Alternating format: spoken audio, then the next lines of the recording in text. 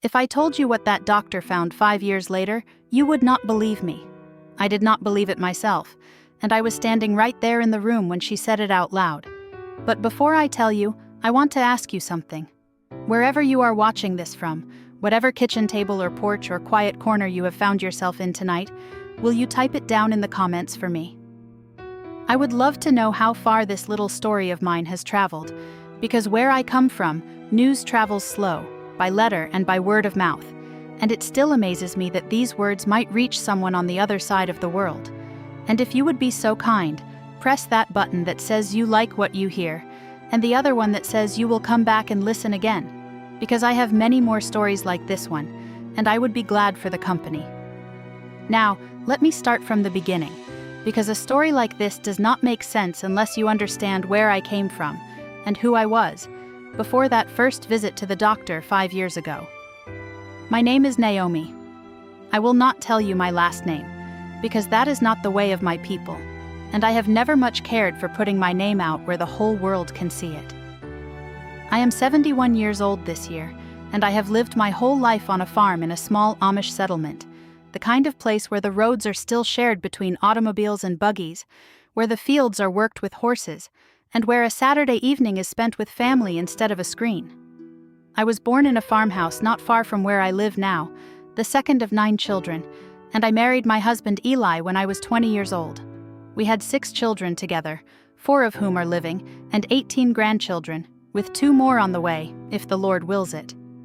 I tell you all this not because it matters much to the story, but because I want you to understand the kind of life I have led, a life of quiet mornings and hard work and simple pleasures, a life that most of you watching this would find very strange, and maybe even a little bit hard. And it is hard in its way, but it is also good in a way that is difficult to put into words. Let me tell you a little more about that life before I go further, because I think it will help you understand the woman I was when all of this began. I grew up in a house with no electricity, the same as the house I live in now, lit by kerosene lamps in the evenings, warmed by a wood stove in the winter that my father and brothers kept fed with logs they split themselves. We rose before the sun most mornings, my sisters and I, to help my mother in the kitchen, and I learned to bake bread before I learned much of anything else, my small hands kneading dough at a table I could barely see over. My father farmed the same land his father had farmed, and his father before him, and there was a rhythm to our days that I have never known any other way of living. A rhythm built around the seasons, around the needs of the animals, around the turning of the earth itself rather than around a clock on a wall. School for me ended after the 8th grade, as it does for most Amish children, and I do not say this with any regret, though I know it strikes many of you as unusual, perhaps even troubling. My education continued after that, simply in a different form, in the kitchen and the garden and the sewing room, learning the things a woman in my community needs to know to run a household and raise a family and care for the people around her. I learned to quilt from my grandmother, sitting beside her for long winter afternoons while she showed me stitch after stitch, her hands moving with a certainty that came from 60 years of practice. I learned to can vegetables from my mother, filling our cellar each autumn with rows of jars that would carry us through the cold months. I learned to doctor a sick child with herbs and broths and patient nursing, because in those years, calling for outside help was rare, reserved only for the most serious emergencies. I met Eli at a youth gathering when I was 17, the kind of singing and supper our young people still attend today, held in a neighbor's barn on a Saturday evening. He was a quiet young man even then, tall and serious, with hands already calloused from farm work, and I remember thinking, the very first time he spoke to me, that here was a man who did not waste words, which suited me fine, because I have never much cared for a man who talks simply to fill the silence. We courted for a little over 2 years, in the careful and modest way our young people court, and we married when I was 20, in a wedding held in my parents' home, with 200 guests and enough food to feed them all twice over, the way our weddings always are. Our marriage was not without its hardships, though I do not wish to dwell too long on them here. We lost our first child, a daughter, before she was even a year old, to a fever that no amount of my mother's remedies could break, and I still think of her sometimes, all these decades later, wondering who she might have grown to become. We buried her in the small cemetery behind our church, alongside so many others in our community who did not live to see old age, and I learned very young what it means to trust in God's plan, even when that plan breaks your heart in two. After that, the Lord blessed us with 6 more children, 5 of whom lived to adulthood, and I poured myself into raising them the way my mother had raised me, teaching my daughters to bake and to sew and to can, teaching my sons alongside their father in the fields and the barn. Our farm grew over the years, as Eli's skill and hard work earned him more land, more animals, more standing among the men of our church. I kept a garden that grew larger each year, until by the time the events of this story began, I was feeding not only my own household but sending baskets of vegetables to nearly a dozen other families each summer, a task I took great pride in, because feeding others has always felt to me like one of the purest expressions of love a person can offer. I tell you all of this because I want you to understand that I was, at 66 years old, a woman who measured her worth by her usefulness, by her strength, by her ability to care for others without ever needing much care herself. That is important to understand, because it explains a great deal about why I resisted going to a doctor for so long, and why, even after I finally went, I resisted the idea of surgery with everything in me. A woman like me does not like to admit weakness. A woman like me has spent her whole life being the one who tends to others, and it is a strange and uncomfortable thing to suddenly find yourself in need of tending. That is what we call anyone who is not Amish, you understand, English, even if they have never set foot in England in their life. My people have our own ways of dealing with sickness. We have women in the community who know herbs and remedies passed down through generations, and we have our faith, which teaches us that our bodies are in God's hands, and that suffering is sometimes a thing to be endured rather than fixed. I do not say this to argue for it or against it. I only tell you because it explains why, when I first began to feel unwell, I did not think to go to a doctor at all. I thought it was something that would pass, the way most things pass, with rest and prayer, and my daughter Miriam's chamomile tea. It started with a tiredness that I could not explain. I want you to understand, I am not a woman who tires easily. I have raised 6 children, kept a garden that fed our family through every winter, canned more jars of vegetables than I could count, sewn every stitch of clothing my family wore for most of my life, and worked alongside my husband in the fields when the season called for extra hands. Tiredness was not something I allowed myself, but this was different. This was a tiredness that sat in my bones, a weight that no amount of sleep seemed to lift. I would wake in the morning feeling as though I had not slept at all, and by the middle of the afternoon I would find myself needing to sit down in a way I never had before. My husband Eli noticed it before I would admit it to myself. He was a quiet man, not given to fussing, but he watched me closely, the way a farmer watches the sky before a storm. One evening, after I had nearly fallen asleep at the supper table, which had never once happened in 30-some years of marriage, he set down his fork and looked at me for a long moment. He did not say much. He never did. But he said, "Naomi, something is not right with you." And I knew he was right, though I did not want to admit it. For a few weeks I tried what I knew. I drank the teas my mother had taught me, the ones made from red clover and nettle and other things growing wild along our fence rows. I rested more, though resting has never come easily to me. I prayed, as I always did, morning and night, and asked the Lord to restore my strength. But the tiredness did not lift. If anything, it grew heavier, and along with it came other things I did not like to speak of. A dull ache in my side that came and went, a loss of appetite that worried me more than I let on. Because in our home, food is not just food. It is fellowship. It is the center of the day. And when I found myself pushing my plate away, my daughters noticed. It was my daughter Rebecca who finally said what none of us wanted to say out loud. Rebecca is my oldest, and she has always been the one in the family who speaks plainly when the rest of us would rather stay quiet. She came to visit one Sunday afternoon, and she took one look at me and said, "Ma'am, you need to see a doctor." I remember the way the words hung in the room, because in our community, going to see an English doctor is not a small decision. It means hiring a driver, since we do not own automobiles. It means going into a world we do not fully understand, with its machines and its forms and its waiting rooms full of people we have never met. It means, in a way, admitting that our own remedies were not enough, and for some in our community, that admission carries a kind of shame. though I do not think it should. Eli and I talked about it for several days.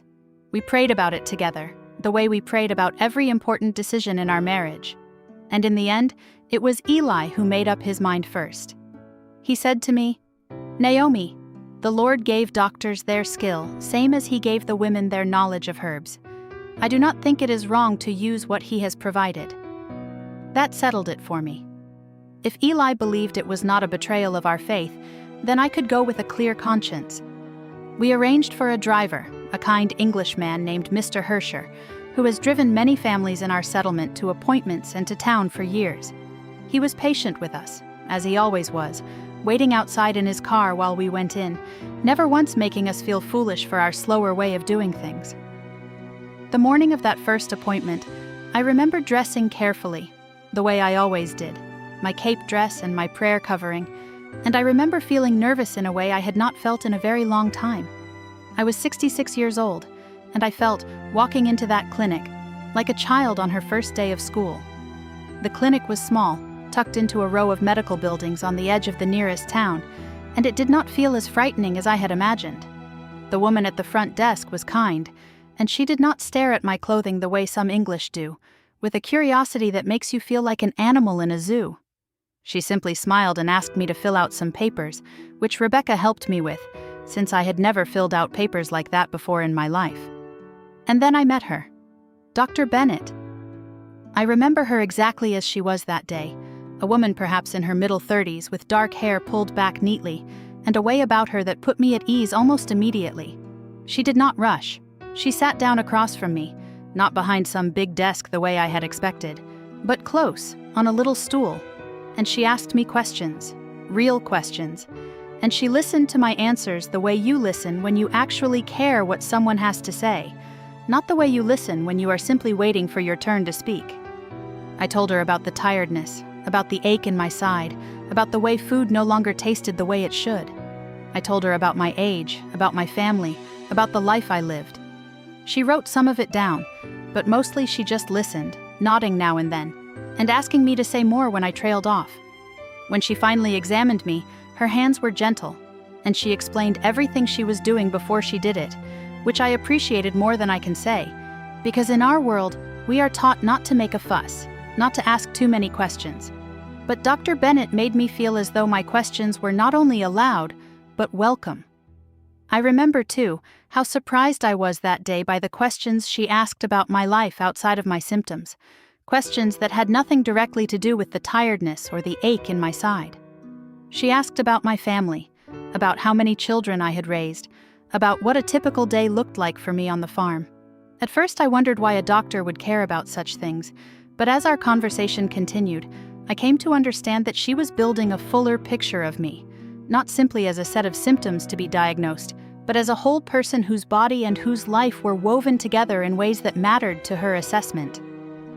I had not expected that kind of attentiveness from an English doctor, having heard stories from others in my community about rushed appointments and doctors who seemed to see patients as little more than a list of complaints to be addressed as quickly as possible.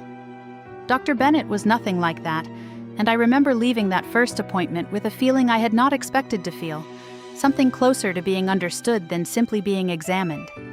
At the end of that first visit, she told me she wanted to run some tests. Blood work, she called it, and something called an ultrasound, to look at my side where the ache had settled. She explained it all so patiently, and though I did not understand every word, I understood enough to know that she was being thorough, that she was not going to send me home with a guess when she could send me home with an answer. It took nearly 2 weeks for all the results to come back, and I will tell you honestly, those 2 weeks were some of the longest of my life. I tried not to worry. I tried to trust in the Lord's plan, whatever it might be. But I would be lying if I told you I did not lie awake some nights, staring at the ceiling of our bedroom, wondering what was happening inside my own body that I could not see or understand. When we finally went back for the results, Dr. Bennett sat with me again on that same little stool, and she told me that they had found something. A mass, she called it, on one of my ovaries.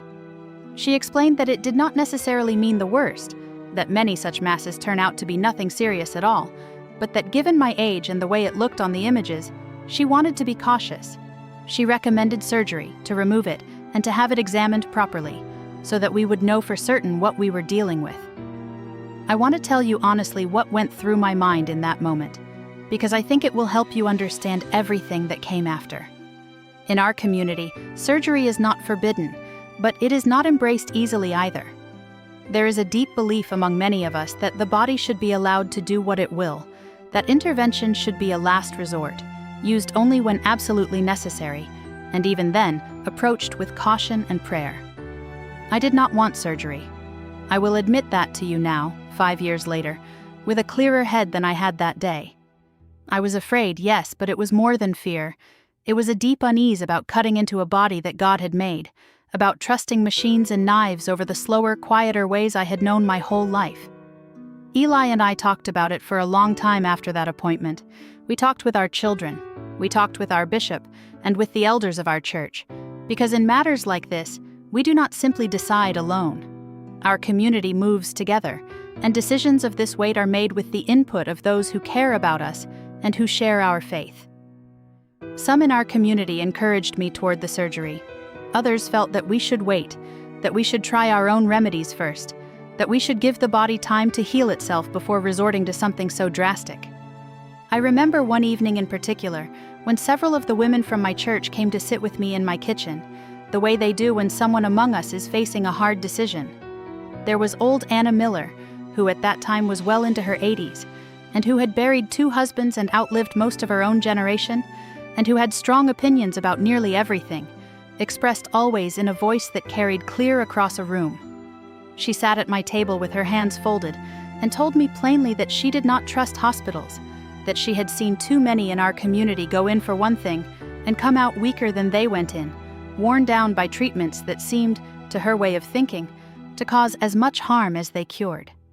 She told me stories of her own mother's generation, women who had lived long lives without ever once setting foot in an operating room, relying instead on prayer and patience and the slow wisdom of the body's own healing.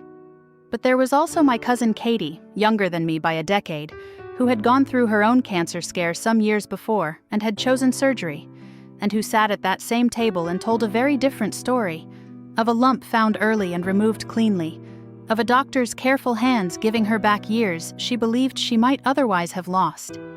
She held my hand across that table and told me she understood my fear, but that she did not want to see me let fear make a decision that clearer thinking might make differently.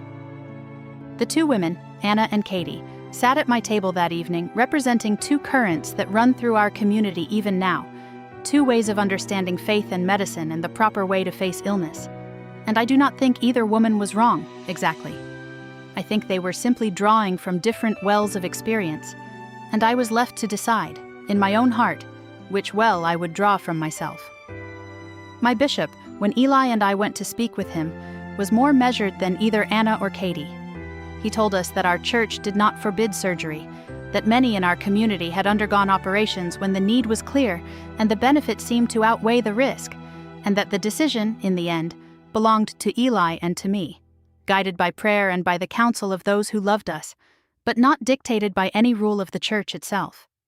He reminded us of the verse we had both heard many times before, that all things work together for good for those who love God, and he told us that whatever we decided, we should decide it with peace in our hearts rather than fear, because decisions made purely out of fear rarely serve us well, no matter which direction they lead. I prayed harder in those weeks than I think I had prayed in years.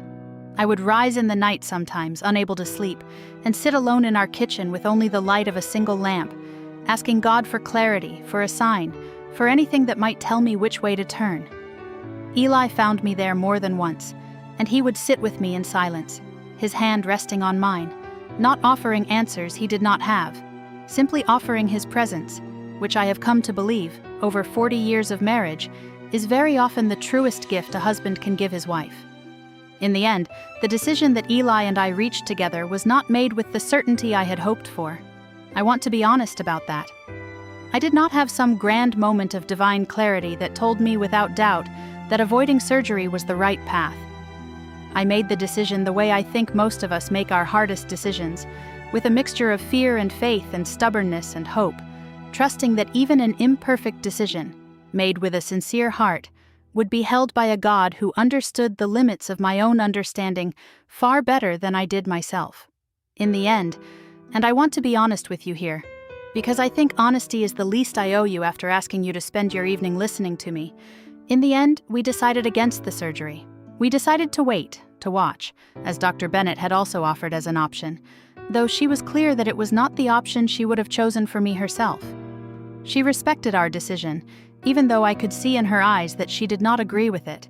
She told me she would want to see me again for monitoring, to keep an eye on the mass and make sure it was not growing or causing greater harm.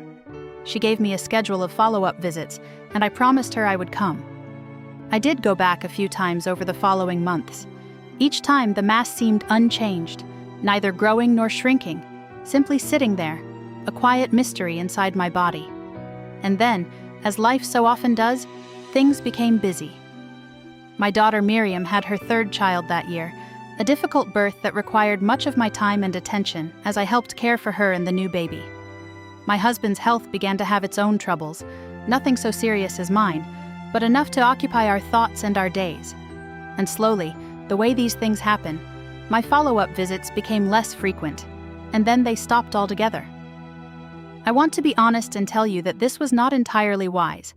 I do not say this to lecture anyone watching because I know many of you live very different lives than I do, with very different resources and very different beliefs.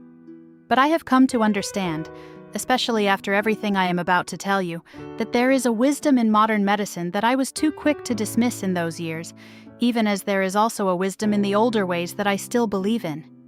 The two are not always at odds with one another, though it took me a long time to understand that. For 5 years, I lived my life. I want to spend some time telling you about those years, because I think they matter to the story, even though nothing dramatic happened in them, at least not with my health. Life on our farm continued the way it always had. Eli and I rose before dawn each morning, as we always did, to tend to the animals and prepare for the day's work. We had cows to milk, and though our children were mostly grown, there was always work enough for everyone when they came to help. My garden continued to grow, season after season, and I continued to can and preserve enough food each year to see us through the winter months, the way my mother had taught me, and her mother before her. I watched my grandchildren grow during those years, watched them take their first steps, learn their letters, join our church at their baptisms when they came of age. I watched my daughter Rebecca's oldest son court a young woman from a neighboring settlement, and I sat proudly at their wedding 2 years later, a day filled with singing and feasting that lasted well into the evening, the way our weddings do. I watched my son Samuel struggle through a difficult year when his crops failed due to a drought, and I watched our community come together to help him and his family through it, the way we always do when one among us is struggling, because that is the heart of who we are, a people who carry each other's burdens. There were sadnesses too in those years, as there always are in any life honestly lived. We lost my husband's younger brother to a heart attack, sudden and unexpected, and I remember the grief of that loss settling over our whole family like a heavy quilt. We lost an elderly woman in our church, a dear friend of mine, after a long illness that she bore with a grace I still think about often. Life, even in a community as steady and traditional as ours, is not free from sorrow. But we bear our sorrows together, and that has always been, I believe, one of the great blessings of the way we live. I want to tell you more about those 5 years, because I think looking back now, that they were not simply years spent waiting, even though in some hidden corner of my heart, I suppose a part of me was always waiting, always wondering, even when I told myself I had put the matter out of my mind entirely. The first year after that initial diagnosis was, in many ways, the hardest, though not because of my health, which remained steady enough. It was hard because it was the year my daughter Miriam nearly lost her third child during a difficult pregnancy. She began bleeding in her 6th month, and we called for an ambulance, one of the few times in my life I have ridden in such a vehicle, sitting beside her in the back as the sirens wailed and the English paramedics worked with a calm efficiency that, I will admit, eased my fear even as it unsettled me with its unfamiliarity. Miriam spent the final 3 months of that pregnancy on strict bed rest, and I moved into her home for much of that time, cooking and cleaning and caring for her other 2 children while her husband worked the farm alone. The baby, a boy they named after his grandfather, was born healthy in the end, though smaller than expected. And I remember holding him for the first time and weeping, not only from joy but from the sheer relief of an ending that could so easily have gone another way. That same year, my own tiredness continued its slow, steady presence in my days. But I learned to work around it the way you learn to work around any chronic small burden, pacing myself through the long days of canning season, allowing myself an afternoon rest that I would never have permitted myself in earlier years, accepting more help from my daughters than my pride would once have allowed. I did not think of it as illness, exactly. I thought of it simply as the shape my aging body had taken, and I made my peace with it the way I have made my peace with a great many changes over the years. The second year brought my son Samuel's difficult harvest, when a summer drought withered much of his corn before it could mature, and our whole church community turned out to help however we could, some bringing feed for his animals, others simply bringing meals so that his wife would not have to cook during those exhausting weeks of trying to salvage what could be salvaged from the failing fields. I remember standing in Samuel's kitchen that August, helping his wife put up what vegetables their garden had managed to produce despite the dry weather, and feeling a deep gratitude for a community that does not let its members fall when hardship comes, a gratitude that has only grown stronger as I have grown older. It was also in that second year that my husband's younger brother, David, passed away so suddenly from his heart. He had seemed, right up until the morning he collapsed in his barn, to be a perfectly healthy man of 58, strong and vigorous, and his death shook our whole family in a way that few losses have. I remember the funeral, held in his home the way our funerals always are, the plain wooden coffin he had built himself years before, as many of our men do, keeping it stored in their barns until the day it is needed. I remember Eli's face during that service, a grief so quiet and so deep that I understood, watching him, that some sorrows simply do not have words adequate to hold them, and that the best I could do for my husband in those weeks was simply to be present beside him, the way he had so often been present beside me. The third year was gentler, and I remember it now with a particular fondness, perhaps because it followed 2 years of such difficulty. It was the year of my granddaughter Elizabeth's wedding, Rebecca's oldest daughter, and I spent the better part of that summer helping to prepare, sewing on the wedding dress alongside Rebecca and Elizabeth herself, cooking for weeks in advance to prepare the great feast that our weddings require, a feast that this time fed nearly 300 guests who came from as far as 2 other states to celebrate. I remember standing in the yard on the day of the wedding itself, watching my granddaughter exchange her vows in that plain and solemn ceremony we hold so dear, and feeling, despite the tiredness that still sat in my bones, a joy so full it seemed to overflow the boundaries of my own body. The fourth year brought its own quiet trials, a wet spring that delayed planting on nearly every farm in our settlement, including our own, and a stretch of months where Eli's own health began to show the first small signs of the aging that comes for us all eventually, a stiffness in his joints that made the physical work of farming harder for him than it had ever been before. We began that year to lean more heavily on our sons and sons-in-law for the heaviest labor, a shift that Eli accepted with more grace than I expected from a man who had always taken such quiet pride in his own strength. I found myself that year caring not only for myself and my own slow tiredness, but watching over my husband in a new way as well, the 2 of us growing old together in the particular manner that only decades of marriage can teach you, each learning to carry a little more of the other's weight as our own strength began, ever so slowly, to wane.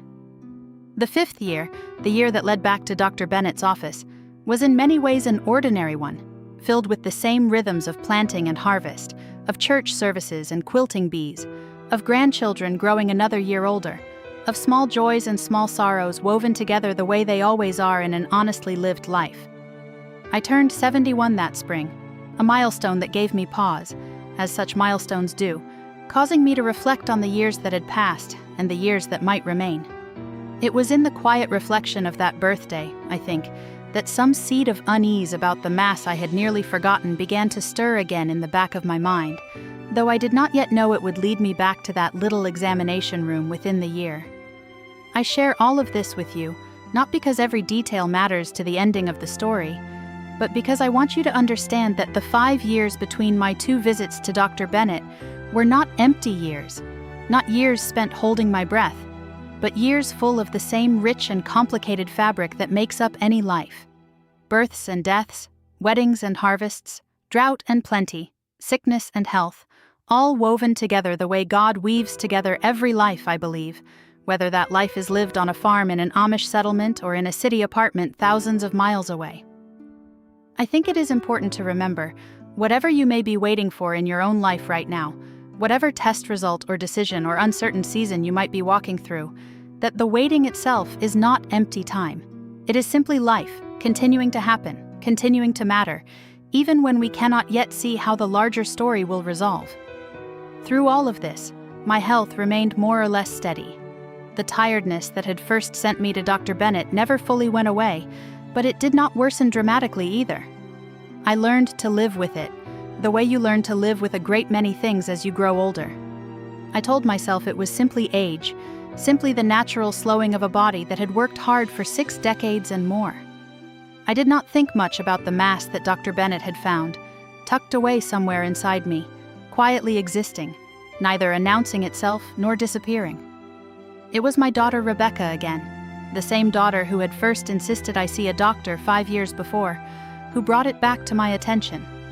She had never stopped worrying about it, I think, even in the years when I myself had nearly forgotten. She came to me one evening, this past spring, and she said, "Ma'am, it has been 5 years. You promised Dr. Bennett you would keep going back and you stopped. I think you should go see her again." I remember feeling a flash of something like guilt, because she was right, and I knew she was right, and I had simply let the years slip by the way years do, one folding into the next until suddenly a great deal of time has passed without you quite noticing. I talked with Eli about it that night. He agreed with Rebecca, as he usually did when it came to matters of my health, because for all his quiet ways, he worried about me more than he ever let on. We decided together that I would go back, that I would call and make an appointment with Dr. Bennett, if she was even still practicing at that same clinic after all these years. I remember the phone call, made from the little phone shack at the edge of our property, the way we make all our calls, since we do not keep telephones in our homes. The woman who answered told me that yes, Dr. Bennett was still there, and that she had an opening in 3 weeks' time. 3 weeks felt like a very long time to wait, now that I had finally made up my mind to go, but I understood that doctors are busy people with many patients, and I was grateful simply to have a spot on her schedule at all. Those 3 weeks passed slowly, the way weeks do when you are waiting for something you are both eager for and afraid of. I found myself thinking often of that first visit, 5 years before, of the mass Dr. Bennett had found, of the surgery I had refused, of the follow-up visits I had let slip away. I wondered what 5 years of neglect might have done.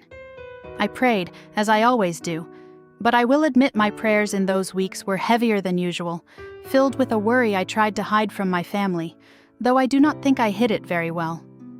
I remember one afternoon during those 3 weeks, sitting on my porch shelling peas with my granddaughter Elizabeth, the same granddaughter whose wedding I had helped prepare for a couple of years before, now expecting her own first child.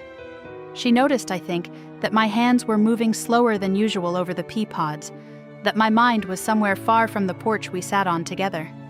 She asked me, in the gentle way young people sometimes surprise you with a wisdom beyond their years, whether I was afraid. I did not answer her right away. I sat with the question for a long moment, turning it over the way I might turn over a stone in a field, looking at it from every side before I set it down again. I told her, finally, that I was not exactly afraid of what the doctor might find, though I supposed some part of me was. I told her I think I was more afraid of what it would mean if the news was bad, afraid of what it would mean to have spent 5 years avoiding something that might have grown worse in the avoiding, afraid that my own stubbornness, dressed up as faith, might have cost me something I could not get back. Elizabeth listened to me the way young people sometimes listen better than their elders do, without rushing to offer comfort or advice, simply letting my words sit in the space between us. And then she said something I have carried with me since. She said, "Mammy, whatever the doctor finds, it does not undo the 5 years you already had. Those years happened. They were good years. Nothing that comes next can take them away from you." I have thought of her words many times since that appointment, and I believe them to be some of the truest words anyone spoke to me through this whole long story. I spent those 3 weeks also doing something I had not done in a very long time, which was writing letters to each of my children, one by one. Not letters meant to be read only in the event of bad news, though I suppose some small part of my heart was thinking along those lines, but simply letters of the kind I do not often take the time to write, telling each of my children specifically what I loved about them, what I was proud of in the lives they had built, what I hoped for them in the years ahead. I do not know exactly why I felt compelled to write those letters in those particular 3 weeks, except that facing an uncertain doctor's appointment has a way of clarifying what matters most in a life, and I found that what mattered most to me, more than any test result, was making sure my children knew how deeply and completely they were loved.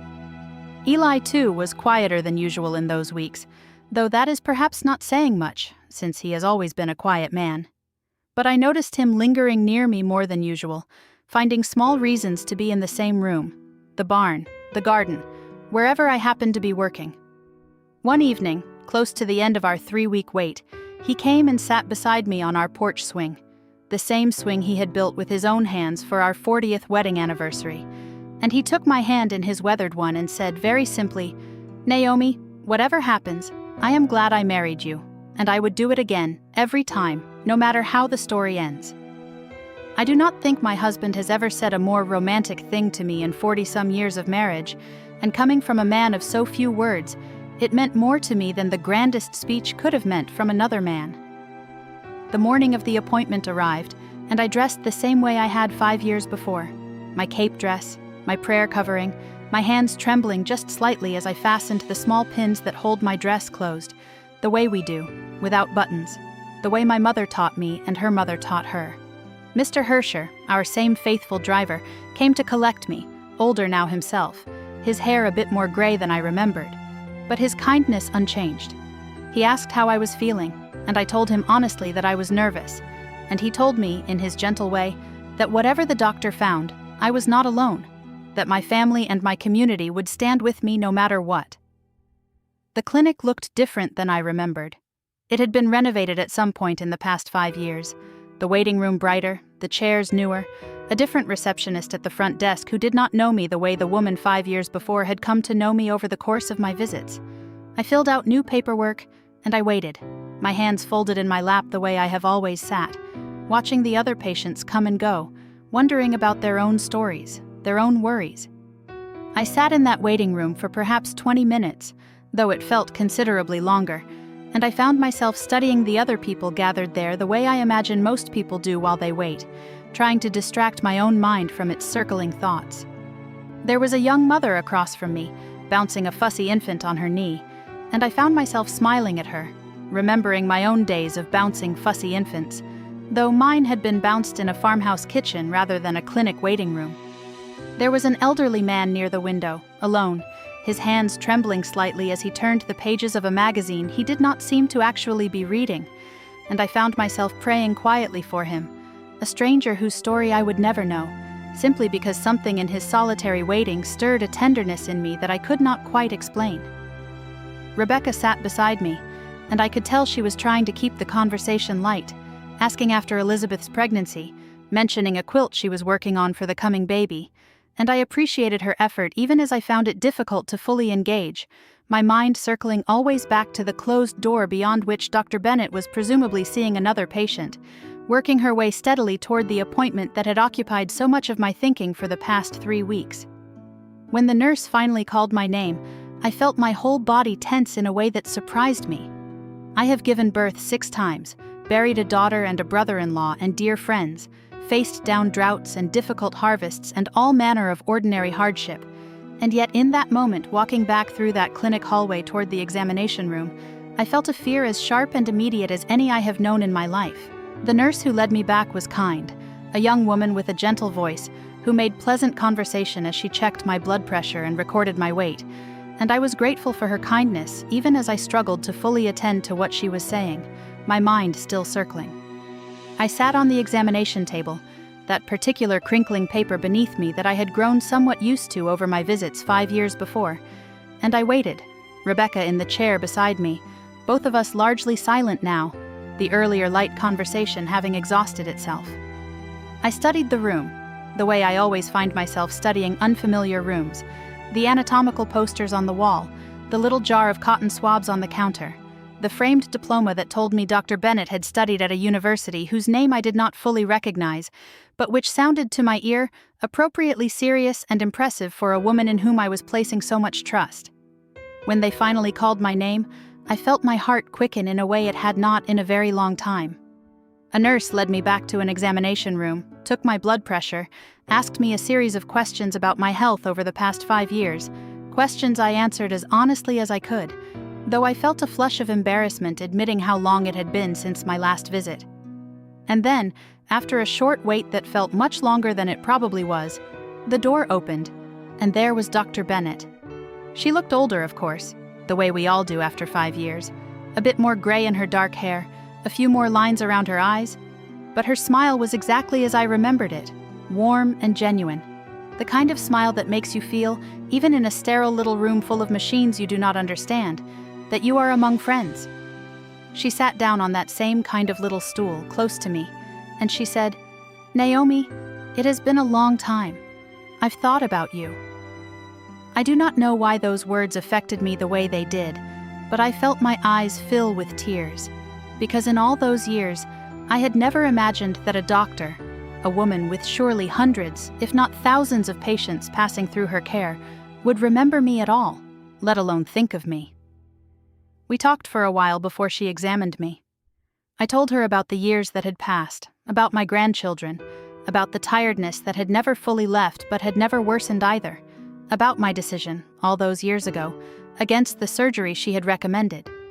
She listened, the way she always had, without judgment, simply taking it all in. She did ask me gently why I had stopped coming for my follow-up visits, and I told her honestly about Miriam's difficult pregnancy, about David's sudden passing, about the simple busyness of a life that never seemed to leave room for the things that felt, in the moment, less urgent than whatever crisis or celebration was currently unfolding. She nodded as I explained, and she told me she understood, that she saw this pattern often in her patients, life simply crowding out the careful maintenance that health requires, though she was honest enough to also tell me that from a medical standpoint, 5 years was a very long time to go without monitoring something that had been flagged as a genuine concern. I appreciated her honesty even as it stung a little to hear it spoken so plainly. She asked me a great many questions that day, more than I remembered from our very first visit. Questions about my energy levels, about any new pains or discomforts, about changes in my appetite and my digestion and my sleep, about my family's health history, some of which I could answer easily, and some of which I had to admit I simply did not know, since my own mother and grandmother had never had the benefit of the kind of medical records that Dr. Bennett was accustomed to working from. She wrote everything down carefully, the same careful attentiveness I remembered from 5 years before, and when she finally moved to examine me physically, her hands were just as gentle as I remembered, her manner just as patient. And then she said she wanted to run new tests, to see what, if anything, had changed with the mass she had found 5 years before. They drew my blood again. They performed another ultrasound, and this time, because of the length of time that had passed and my age, Dr. Bennett recommended a more thorough imaging test as well, something called a CT scan, to get a clearer picture of what was happening inside me. I agreed, though the machine itself frightened me somewhat, large and loud and unlike anything I had ever experienced. A kind technician walked me through every step, and I lay very still, praying quietly to myself, the way I always pray when I am afraid, simple words, asking for peace, asking for whatever was meant to be found, and for the strength to accept it, whatever it was. The CT scan itself was an experience unlike anything I had encountered before. The technician, a young man with a kind face and a patient manner, explained each step to me carefully, understanding, I think, from the way I asked questions, that this kind of machine was entirely foreign to my way of life. He showed me the large ring-shaped machine, explained that I would lie on a narrow table that would slide slowly through the center of it, and told me that I would need to hold very still and follow his instructions about when to breathe and when to hold my breath. I confess the machine frightened me somewhat, large and humming and unlike anything in my quiet farmhouse world, but the technician's patience eased my fear considerably, and I found, once I was lying on that table, That I could close my eyes and simply pray, the way I have prayed through every difficult moment of my life, and the noise and strangeness of the machine seemed to recede into the background. They gave me an injection partway through, something to help the images show more clearly, the technician explained, and I felt a strange warm sensation spread through my body that he assured me was normal and would pass quickly, which it did. The whole process took perhaps 20 minutes from start to finish, though lying still in that humming tube, listening to its clicks and whirs, 20 minutes felt considerably longer, filled as it was with my own quiet prayers, and my own quiet wondering about what the machine was seeing inside me that I myself could not see. It took a week for all the results to come back this time, a week that felt, if it is possible, even longer than the 2 weeks I had waited 5 years before.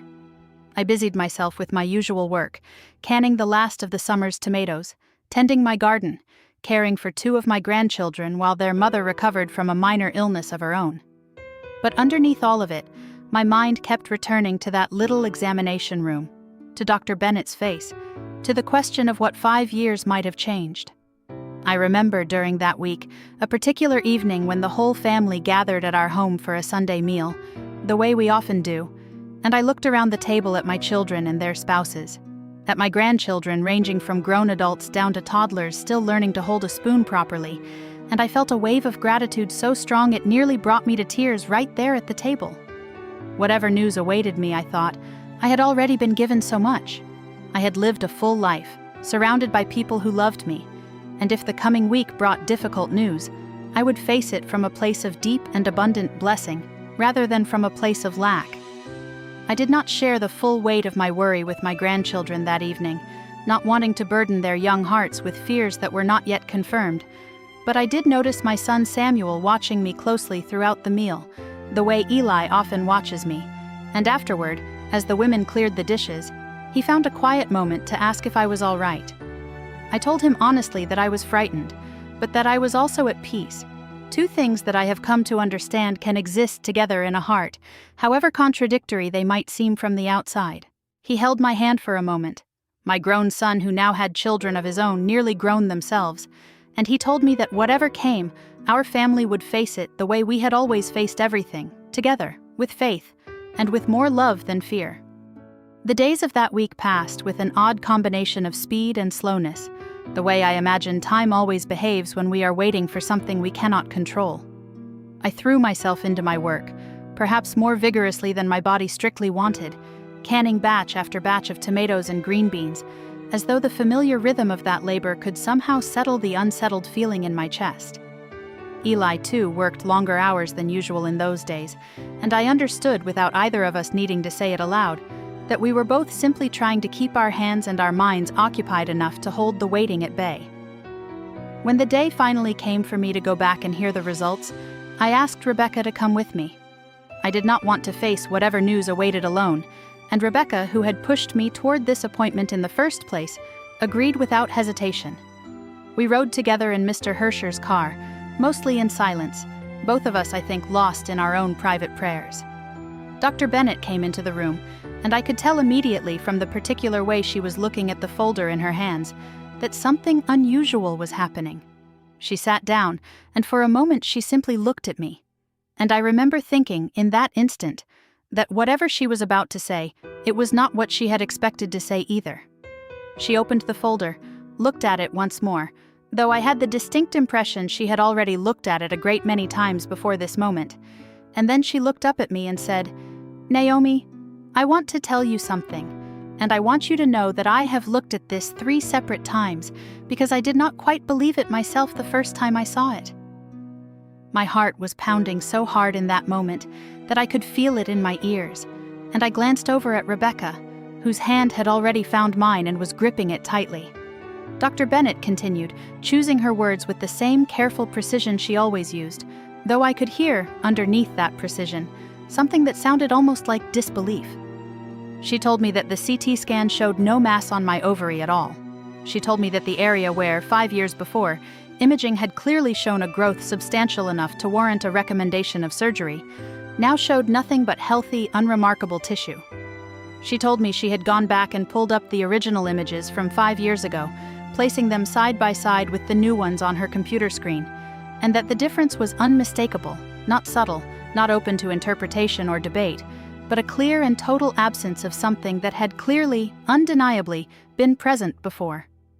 I did not fully understand, in that first moment, the magnitude of what she was telling me. I asked her, rather simply, whether that meant I was well, and she told me yes. By every measure available to her, I was well, more than well, remarkably so for a woman of 71 years. And then she told me that this was not the ordinary outcome she would have expected, not even in the best of circumstances. She explained to me patiently, the way she always explained things, that masses of the kind I had are not generally known to simply resolve on their own, particularly not over a period of 5 years during which absolutely no treatment, no monitoring, and no intervention of any kind had taken place.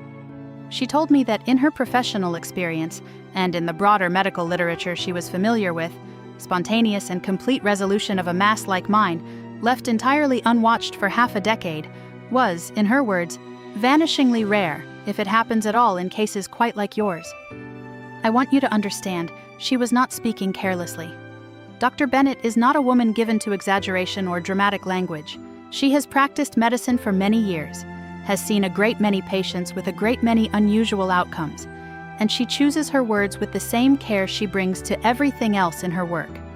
So when she told me that what she was seeing on my scans fell outside anything she could explain through the ordinary workings of medicine, I understood that she meant it exactly as plainly as she said it. I asked her more questions after that, questions I do not fully remember now, my mind still reeling with the news. I remember asking whether it was possible the original diagnosis had simply been wrong, whether perhaps there had never truly been a mass at all, some error in the earlier imaging. She told me she had already considered that possibility and dismissed it, that the original images from 5 years before were unambiguous, reviewed at the time by more than one radiologist, all of whom had agreed on what they were seeing. Whatever had been there 5 years ago had been real, and whatever was there now, or rather whatever was not there now, was equally real.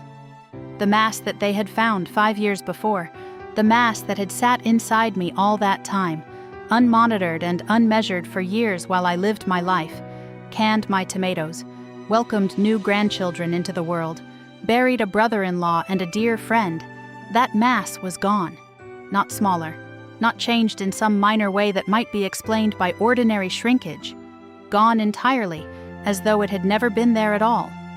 The new scans showed nothing where, 5 years before, there had clearly been something substantial enough to concern a careful and experienced doctor into recommending surgery. I want you to understand what this meant, because I did not fully understand it myself in that moment. Dr. Bennett explained to me, with a kind of careful astonishment in her voice that I had never heard from her before, that this was not something she saw often, not something she had expected, not something that fit easily into what she had been trained to expect from a case like mine. She told me that ovarian masses of the kind I had, left unmonitored and untreated for 5 years, typically either remain the same, grow larger, or, in more serious cases, become cancerous and spread. What they almost never do, she told me, looking at me with an expression I can only describe as wonder, is simply disappear. She ran more tests that same day, to be certain there was no mistake, no error in the imaging, no confusion between my file and someone else's. But the results came back the same each time. Whatever had been growing inside me 5 years before was simply no longer there. My blood work, too, showed nothing of concern, no markers that might suggest something more troubling had taken its place. By every measure available to modern medicine, I was, in that moment, a perfectly healthy woman of 71 years, with no trace remaining of the thing that had once threatened to require surgery, and which, left unwatched for half a decade, should by all reasonable expectation have grown worse rather than better. I remember sitting in that little room, Rebecca's hand gripping mine so tightly it nearly hurt, both of us crying, though I think for slightly different reasons. Rebecca cried, I believe, out of relief, out of the release of a worry she had carried quietly for 5 years, a worry she had never fully spoken aloud even to me. I cried for a different reason, though it took me some time afterward to understand exactly what that reason was. I cried because in that moment I felt more powerfully than I think I had ever felt in my whole life, the presence of something far greater than myself, far greater than Dr. Bennett's careful science, far greater than my own stubborn choices and my own fear-filled avoidance of that examination room for 5 long years. Dr. Bennett herself seemed moved in a way I had not expected from her. She told me, and I remember her words almost exactly, that in all her years of practicing medicine, she had encountered very few cases like mine, cases where something so clearly documented simply vanished without explanation. She told me that medicine did not have a good answer for what had happened to me. She did not use the word miracle herself, not at first, being a careful and scientific woman who deals in evidence and measurement rather than faith and mystery. But she said that whatever had happened, it fell outside anything she could explain with the tools of her profession, and she said this with a kind of humility that I had not expected, and that I have come to respect deeply since.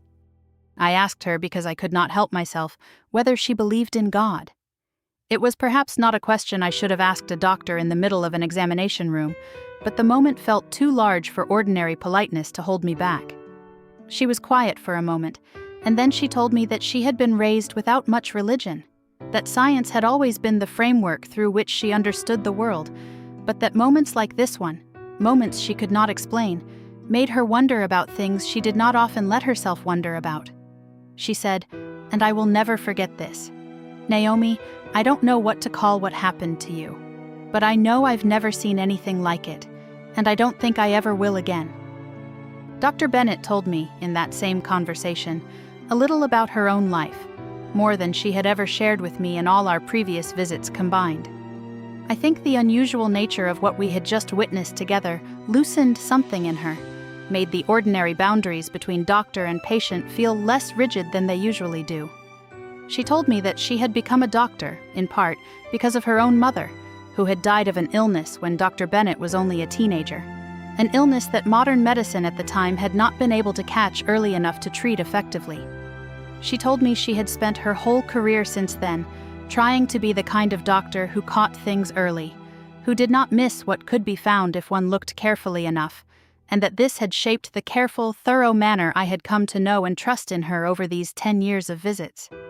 She told me that she had, over the years, developed a kind of professional caution about anything that smacked of the miraculous, a wariness born of watching, more than once, hope curdle into false hope, patients or families clinging to stories of unexplained healing that later turned out to have more mundane explanations, a misread scan, a misdiagnosis in the first place, a coincidence of timing that looked more meaningful in hindsight than it truly was. She told me she had approached my case, in the days after that first scan came back, determined to find the mundane explanation, certain that if she simply looked hard enough, she would discover that the original diagnosis had been in error, or that some detail had been overlooked. She told me that the fact she had not been able to find such an explanation, despite looking as carefully as she knew how, was part of what had unsettled her so deeply. In a good way, she was quick to clarify, but unsettled all the same. "I did not become a doctor to believe in miracles, Naomi," she told me, and I remember the particular weight in her voice as she said it. "I became a doctor to understand the body well enough that I would never need to rely on the word miracle to explain what I was seeing, and yet here I am, sitting with you, and I do not have a better word for it." I told her that I understood the discomfort of that position better than she might expect, because my own faith, too, does not rest primarily on miracles, does not require signs and wonders to sustain itself, but is built instead on the slow, steady daily practice of trust, the kind of trust that shows up in ordinary mornings and ordinary evenings, far more often than it shows up in extraordinary moments like the one we were sharing together. And yet, I told her, sometimes the extraordinary does happen, and when it does, I do not think we are required to explain it fully in order to receive it gratefully. She asked me, before I left that day, whether I would be willing to let her follow my case a bit more closely going forward, not out of any medical necessity, since by every measure I was healthy, but simply, she admitted with a small and somewhat embarrassed smile, out of her own curiosity, her own desire to understand, if understanding was even possible, what had happened in my body over these 5 years. I told her I would be glad to continue seeing her regularly regardless, and that if my story could be of any use to her or to her colleagues in better understanding the mysteries the body still holds, she was welcome to whatever information I could offer. We sat together for a while longer after that, the three of us, Rebecca and Dr. Bennett and myself, talking not as doctor and patient, but simply as three women who had witnessed something none of us fully understood. Dr. Bennett told me she wanted to write up my case, with my permission, to share with her colleagues, because she felt it was important for the medical community to have a record of what had happened, even if no one could explain it. I told her she was welcome to do so, on the condition that she would not use my full name, out of respect for my community and our ways, and she agreed readily. Before I left that day, Dr. Bennett did something I did not expect. She stood up from her little stool, and instead of simply shaking my hand as she usually did at the end of a visit, she embraced me. It was a brief embrace, but a warm one, and she told me that meeting me, both 5 years ago and again now, had changed something in the way she looked at her own work, at the limits of what she could know and predict and control as a physician. She told me she felt grateful to have been a small part of my story, even though, as she put it, she had done nothing at all to bring about what had happened. All she had done was watch and wait, and now witness. I want to tell you what happened after that appointment, because I think it matters just as much as the news itself. Rebecca and I rode home together in near silence, both of us still absorbing what we had heard, the fields passing by the car window in that particular golden light of late afternoon. The same fields I had ridden past countless times before on countless ordinary errands, and yet somehow, on that particular drive home, everything looked different to me, brighter and more precious, the way I imagine the world looks to anyone who has just been handed back a future they had quietly feared they might be losing. I remember watching a hawk circle over a distant field and thinking that I had seen 1,000 hawks circle 1,000 fields in my 71 years. And yet I had never truly looked at one the way I looked at that hawk on that particular afternoon, grateful simply to be alive to see it.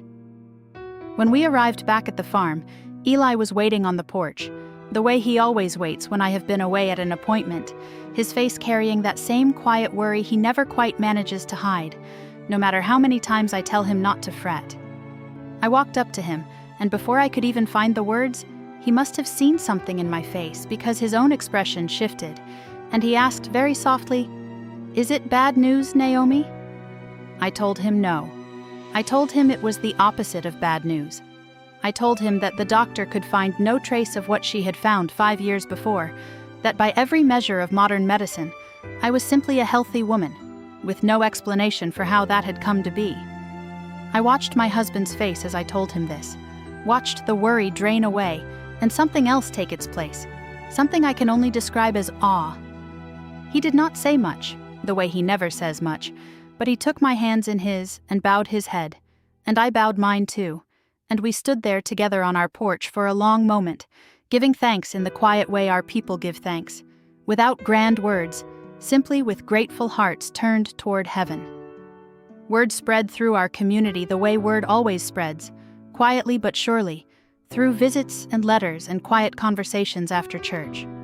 I did not seek to make a great show of what had happened, because that is not our way, but neither did I hide it, because I believed, and still believe, that it was a story worth telling, a reminder to everyone in our community of the mystery and the mercy that exist beyond what we can plan or control, or even fully understand. Many in our church came to me in the weeks that followed, some to offer their own stories of unexplained healing or answered prayer, others simply to sit with me and share in the wonder of it. Old Anna Miller, the same woman who had sat at my kitchen table 5 years before, urging me toward caution about hospitals and doctors, came to visit me not long after the news had spread. I wondered before she arrived whether she might feel some sense of vindication, given how strongly she had argued against surgery all those years ago. But when she sat down across from me, her weathered hands folded in her lap the way they always were, she did not speak of vindication at all. She simply took my hand and told me that she had prayed for me every single day for 5 years, without fail, and that she had never once doubted in her heart that the Lord was watching over me, even in the years when I myself had nearly forgotten to watch over myself. I found myself weeping at her words, moved by the quiet faithfulness of an old woman who had carried my burden in prayer for half a decade without ever once mentioning it to me. My cousin Katie, too, came to visit, the same cousin who had shared her own story of choosing surgery for her own cancer scare years before. I wondered whether she might feel some tension about the different path my story had taken, given how strongly she had encouraged me toward the very surgery I ultimately refused. But Katie, when she arrived, embraced me warmly and told me that she did not see our two stories as being in competition with one another at all. She told me that her surgery had been the right choice for her, in her circumstances, with her particular fears and her particular faith, and that whatever had happened in my body over these 5 years was simply a different story, no less valid, no less blessed, just different. I have thought often about her generosity in that moment, her willingness to celebrate an outcome that took a path so different from the one she herself had chosen, and I believe there is real wisdom in what she showed me that day, a wisdom about not needing every story to look the same in order for each one to be true and good. Our bishop spoke of my story during a church service some weeks later, not naming me directly, out of respect for our custom of humility, but referencing a sister among us who has experienced a great mercy, and reminding the congregation that we serve a God whose ways are higher than our ways, whose understanding exceeds our own by a distance we cannot measure. I sat in that service with tears quietly falling, surrounded by people I had known my entire life, people who had walked with me through every season of joy and sorrow this story contains, and I felt, more powerfully than perhaps I ever had before, the truth of what it means to belong to a community that carries its members through every valley and celebrates with them on every mountaintop. Even those outside our immediate church community heard something of the story eventually, the way news travels in a close-knit rural area, English and Amish alike sharing the same roads, the same stores, the same small-town rhythms.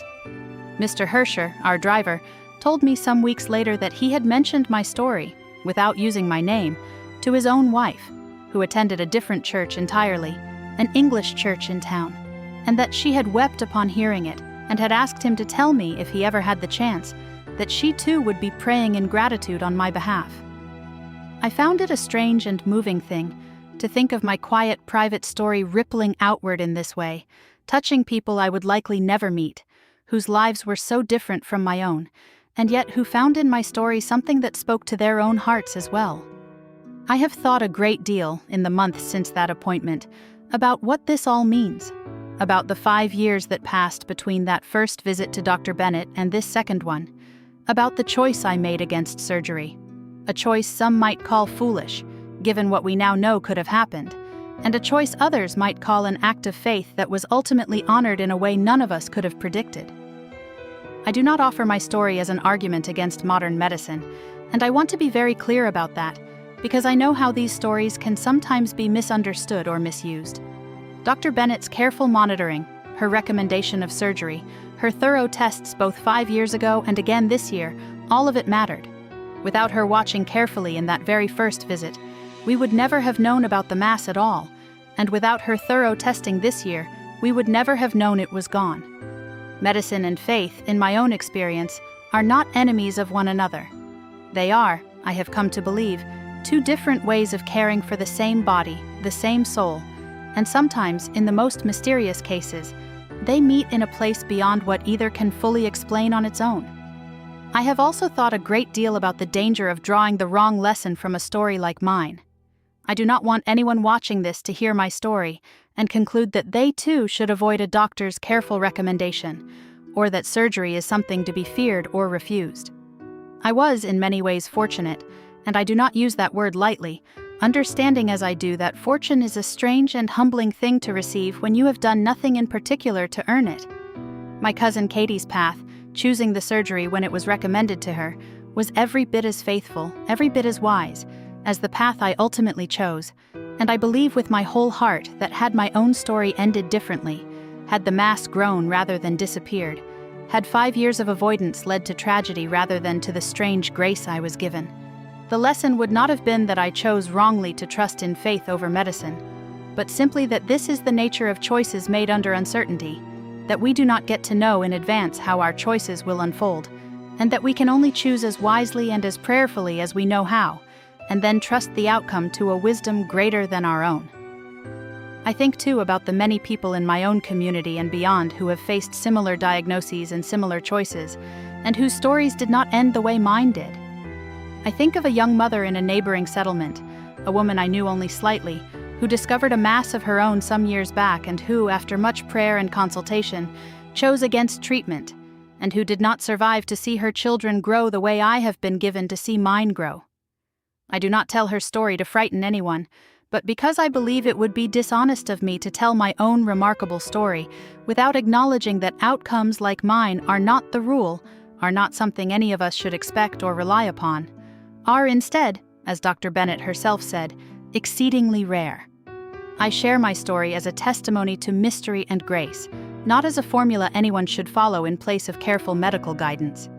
What I do believe, with everything in me, is that whatever choice a person faces, whether toward surgery or away from it, whether toward the careful intervention of modern medicine or toward the older, slower ways my own people have long practiced, that choice should be made in community, surrounded by people who love you, informed by the best knowledge available, and held always in an open and humble posture toward whatever mystery lies beyond our own understanding and our own control. I do not believe faith means refusing the gifts that medicine can offer. I do not believe medicine means abandoning the deeper trust that faith can offer. I believe, as I have come to understand more fully through this whole long story, that the wisest path walks with one foot planted firmly in each, humble enough to use every tool available to us, and humble enough, too, to recognize that not every outcome can be explained by the tools we have. I think, too, about all those years in between, the years I nearly forgot about the Mass entirely, the years filled with ordinary life, with births and weddings and harvests and grief and small daily joys. I think it is important to say that those years were not wasted years, waiting years spent merely holding my breath until this outcome. They were full years, rich with the same kind of living my whole life has been built from, and I believe in some way I cannot fully explain, that the fullness of that living, the faith and the family and the daily work of loving the people around me, was itself part of whatever healing took place, even if I cannot draw a straight line from one to the other the way Dr. Bennett might draw a line on one of her charts. I have found myself thinking, too, in the months since all of this happened, about time itself, and about the particular way my community understands it, compared to the way so much of the wider world seems to understand it. We do not rush, in my way of life. We do not have the conveniences that would allow us to rush even if we wished to. Our bread rises in its own time. Our gardens grow in their own season. Our children are raised over years, not weeks, and our marriages are built slowly, brick by brick, disagreement by disagreement, forgiveness by forgiveness, over decades rather than months. I think this slower relationship with time may have something to do with how I was able to set aside my worry over that Mass for as long as I did, not because I did not care about my own health, but because I have never been in the habit of rushing toward answers, of demanding resolution before its proper season.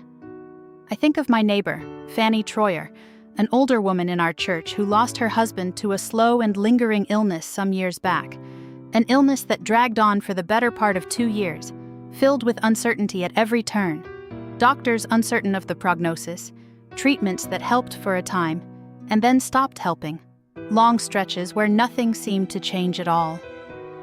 Fanny once told me, during those hard years, that she had come to think of the waiting itself as a kind of holy ground, uncomfortable as it was, because it was in the waiting that she found herself praying more honestly than she had ever prayed in the easier seasons of her life, in the waiting that she found her own faith tested, and, through the testing, deepened in ways she would not have chosen, but would also not now trade away.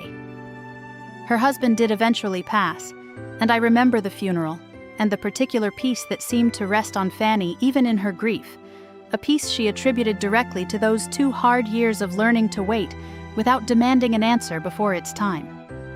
I do not think my own 5 years of waiting, though far less dramatic and far less painful than Fanny's 2 years, were entirely different in kind. I think there is a lesson for those of us who live in a world that increasingly demands instant answers, instant results, instant resolution to every uncertainty, in learning to wait well, to hold uncertainty without either collapsing into despair or forcing a false and premature resolution. I do not think waiting well means neglecting the responsible steps available to us, And I have already told you I believe I should have kept my follow-up appointments more faithfully than I did. But I think there is a difference between neglectful waiting and faithful waiting, and I have come through this whole long story to understand that difference more clearly than I ever had before. Faithful waiting, as I have come to understand it, does not mean doing nothing. It means continuing to live fully, to love the people around you, to do the work set before you, even while a question mark hangs somewhere in the background of your days. It means checking in, when you are able, with the appropriate care and attention, rather than either obsessing over the uncertainty or ignoring it altogether. And it means holding, underneath all of it, a trust that whatever the answer turns out to be, you will have the strength and the community to face it, because you have not spent the waiting years in isolation and dread, but in connection and purpose. I believe this is true whether the uncertainty you are facing is a medical one, like mine, or a different kind entirely. A question about a marriage, a career, a wayward child, a financial hardship, any of the countless uncertainties that make up an honestly lived life. I want to speak now, if I may, to anyone watching this who might be carrying their own fear right now, their own unexplained tiredness, their own test result they have been putting off, their own decision between two paths that both seem uncertain. I do not have wisdom to offer you about which path is right, because I think that is different for every person, every family, every circumstance. But I can tell you this: whatever choice you make it with people around you who love you. Do not carry your fear alone in a quiet room, the way I nearly did in those first weeks after my first appointment 5 years ago. Let your family in. Let your community in. And whatever you believe about God or about the mystery at the center of this world, do not be too quick to close yourself off from wonder, because I have lived 71 years now, most of them quiet and ordinary, and I can tell you that the extraordinary does still happen, even now, even to an old Amish woman who spends her days canning tomatoes and tending a garden most of you would find very small indeed. If you are the kind of person who has been putting off a doctor's visit, the way I put off mine for 5 long years, I want to gently encourage you, from the vantage point of a woman who was given a grace she did not earn and cannot fully explain, to go anyway. Do not wait for a feeling of certainty that may never come. Do not wait until your fear has fully resolved itself, because I have found, in my own long life, that fear rarely resolves itself through waiting alone. Go and take someone with you if you can, the way Rebecca went with me, the way I hope you have someone in your life who would sit beside you in a waiting room and hold your hand through whatever comes. And if you are the one who suspects that someone you love is avoiding a difficult appointment, avoiding a hard conversation, avoiding a truth they are afraid to face, I want to encourage you too, the way my own daughter Rebecca encouraged me, not once but twice, 5 years apart. Speak up. Say the hard thing gently, but say it. You may feel, in the moment, as though you are intruding, as though it is not your place to push someone toward a truth they are not ready to hear. But I can tell you, from the other side of that conversation, that Rebecca's willingness to speak plainly, both 5 years ago and again this year, may well have shaped the entire course of this story, and I will be forever grateful that she loved me enough to risk my momentary annoyance in service of my longer-term well-being. I want to say something, too, to anyone watching who has faced a different outcome than mine, who has sat in a room much like the one I sat in and heard news that was not good, who has walked through illness or loss without the strange grace I was given. I do not want my story to feel, to you, like an accusation, as though your outcome reflects some lack of faith or some failure on your part that mine somehow avoided. I do not believe that for one moment. I believe the world is full of mystery in both directions, full of suffering that has no clean explanation, just as it is full of healing that has no clean explanation. And I do not believe that either kind of mystery reflects the worthiness or unworthiness of the person living through it.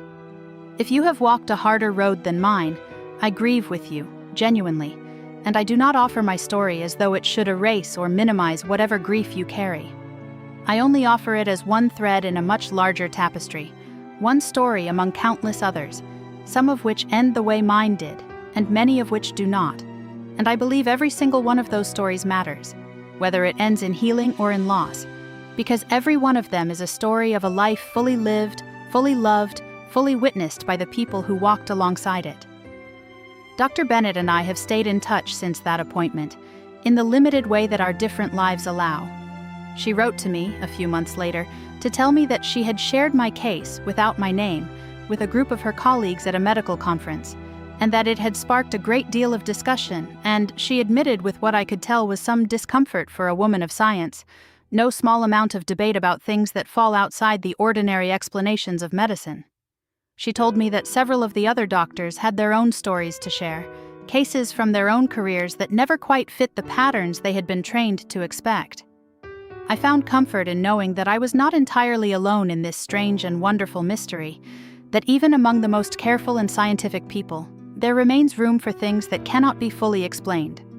I still go to see Dr. Bennett now, every 6 months, for regular checkups, the way she asked me to, and this time I have kept every single appointment, because I have learned, in the deepest way a person can learn something, that the watching and the waiting matter, that faith does not mean turning away from the careful attention of those who have devoted their lives to understanding the body, but rather can walk alongside it, hand in hand, each one honoring what the other cannot see. Eli comes with me now, most times, sitting quietly in the waiting room with his hat in his hands, the same worry on his face that I have come to find, after all these years, is simply another shape that his love for me takes. My most recent checkup was just a few weeks before I decided to sit down and tell you this story, and I want you to know that everything remains just as it was that remarkable day. No trace of the mass, no new concerns, simply an old woman continuing to live her ordinary, extraordinary life. Dr. Bennett has become, in these past months, something more than simply my doctor. I would not presume to call her a close friend, given the different worlds we inhabit and the limited nature of our visits, but there is a warmth between us now that goes beyond the usual boundary of doctor and patient, a shared history that has bound us together in a way neither of us anticipated when I first walked nervously into her clinic 5 years ago, a stranger to her world of machines and tests and careful measurements.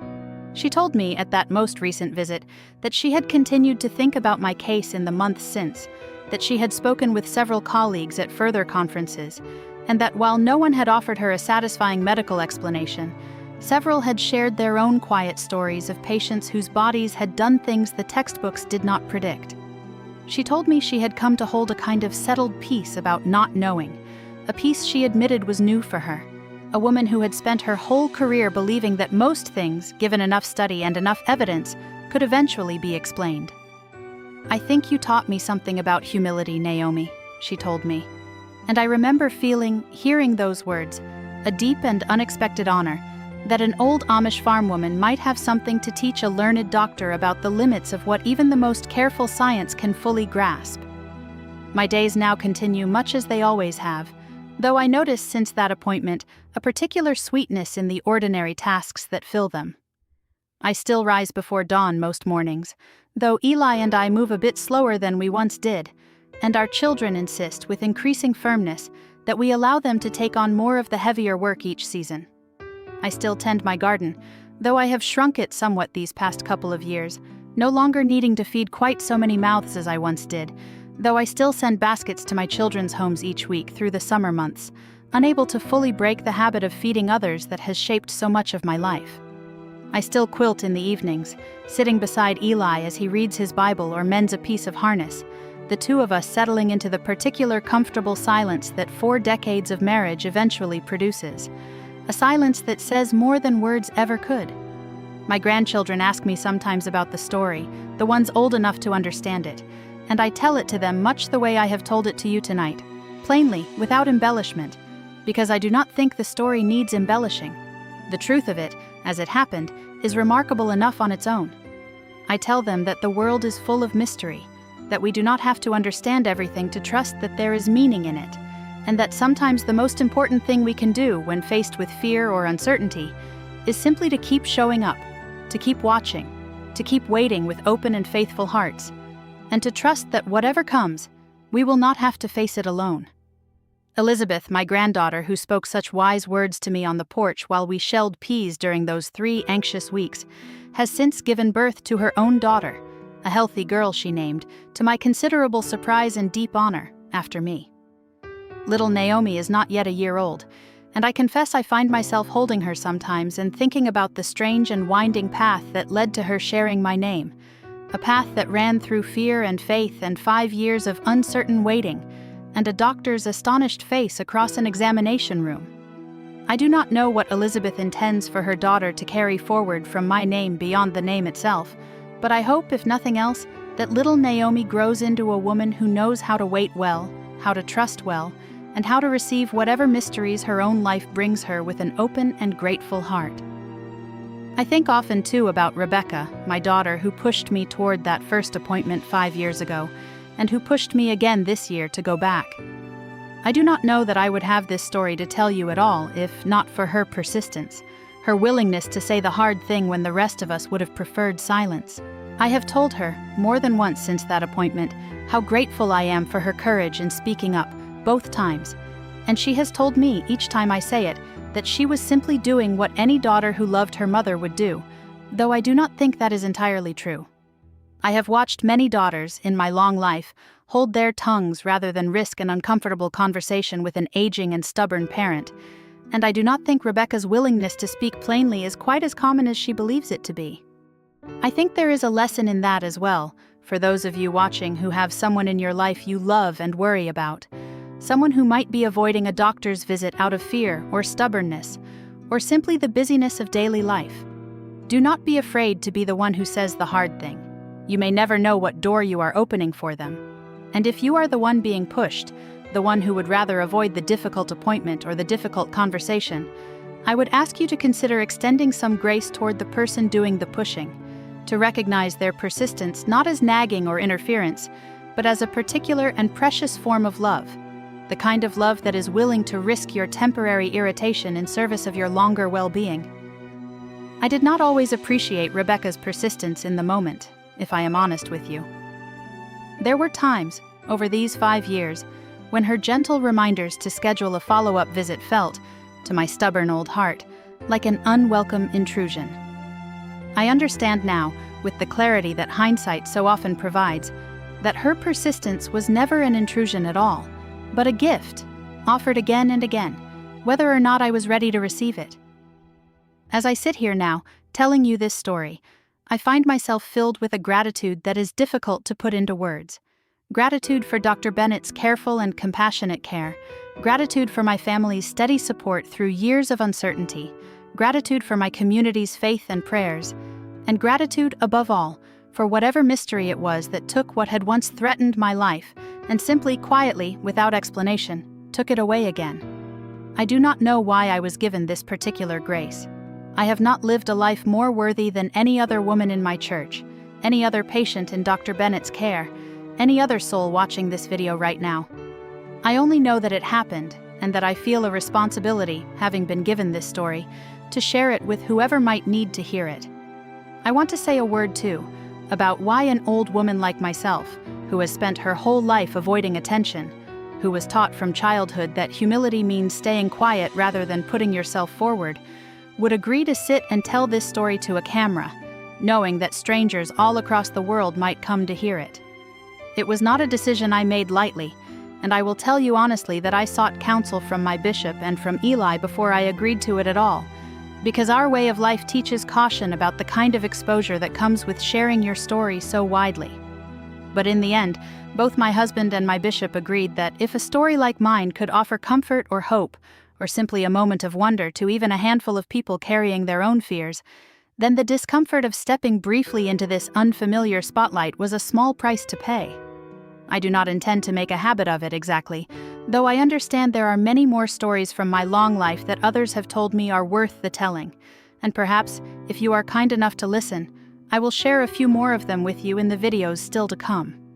I think, too, about the strange bridge that a story like this one builds between two worlds that so rarely touch. My own quiet Amish community, largely unseen and often misunderstood by the wider world, and all of you, watching from your own homes, your own cities, your own very different lives. I find something quite beautiful in that bridge, in the thought that a woman who has never used electricity in her own home, who travels by horse and buggy, who has spent her whole life within a few miles of the farm where she was born, might nonetheless have something true and useful to say to a stranger scrolling through videos on a device I myself do not fully understand. I think it is a reminder that the things that matter most in a human life, love and fear and faith and family, and the mystery of our own fragile bodies, are the same things regardless of how differently we each choose to live. And I find comfort in that shared humanity even across all the differences that might otherwise seem to separate us. If you have made it this far with me, I want to thank you, truly, from the bottom of my heart, for spending this time listening to an old woman's story. I know my life looks very different from most of yours, and I know that some of you may not share my faith or my way of living, and that is all right. I do not tell this story to convince anyone of anything, only to share what happened to me, honestly and completely, in the hope that it might offer some comfort, some encouragement, or simply a bit of wonder in your own day. Before I let you go, I want to ask you once more, if you have not already, to leave a comment and tell me where in the world you are watching this from tonight. I read every single comment, even if I cannot always find the time to reply to each one, and it brings me such joy to imagine all the different places this small story of mine has traveled to, from cities I have never seen to towns much like my own. And if this story moved you, even a little, I would be so grateful if you would like this video and subscribe to hear more stories like it, because I have many more to tell, stories of faith and family, and the small quiet mysteries that fill a life like mine, and I would love nothing more than to share them with you. I think, as I bring this story to a close, about how strange it is that a single appointment, a single hour spent in a small examination room with Dr. Bennett and my daughter Rebecca, could carry so much weight, could sit at the center of a story that stretches back 5 years and out into a future I cannot yet see. I suppose that is often the way of the truly significant moments in our lives, is it not? They rarely announce themselves in advance. We do not know, walking into an ordinary Tuesday appointment, that we are walking into a moment we will still be turning over in our hearts and minds years later. I think there is a lesson in that too, a reminder to hold each of our own ordinary days with a certain reverence, because we cannot know in advance which of them will turn out to be the ones that matter most. I have lived 71 years now, and I do not know how many more the Lord will grant me, though I confess that after everything that has happened, I find myself hoping for a good many more, hoping to see little Naomi grow into a young woman, hoping to hold whatever grandchildren and great-grandchildren are still to come, hoping to spend many more quiet evenings on that porch swing Eli built for me, watching the sun go down over fields that have fed my family for generations. Whatever years I am given, I intend to spend them the way I have always tried to spend my years, in service to my family and my community, in faithfulness to the God who has carried me through every season of this long story, and in gratitude for a life that has been, for all its hardships and sorrows, a deeply and richly blessed one. I hope that something in this story has spoken to you tonight, whoever you are, wherever you are watching from. Perhaps you came to this video simply curious about the strange and shocking headline, wondering what a doctor could possibly have found that would be worth an old woman's telling. I hope you have found something more than mere shock in the telling, something closer to the quiet wonder I have tried to carry with me since that remarkable appointment, a wonder that I hope, in some small way, has become your own tonight as well.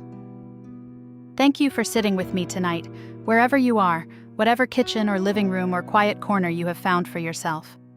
May you carry a little bit of the peace I have found with you into your own week, and may whatever fears you are facing right now find their own quiet resolution, in whatever form that takes for you. And once more before I go, please do not forget to tell me in the comments where in the world you have been watching from tonight. I truly do read everyone, and it warms this old woman's heart more than you know, to picture all the different corners of the world this small story has reached. If it moved you even a little, please take just a moment to like this video and subscribe, so that you will not miss the next story I have to share, because there are many more, and I would be honored to have your company again. Until the next time I have a story to share, I wish you every blessing, and I bid you a good and restful night.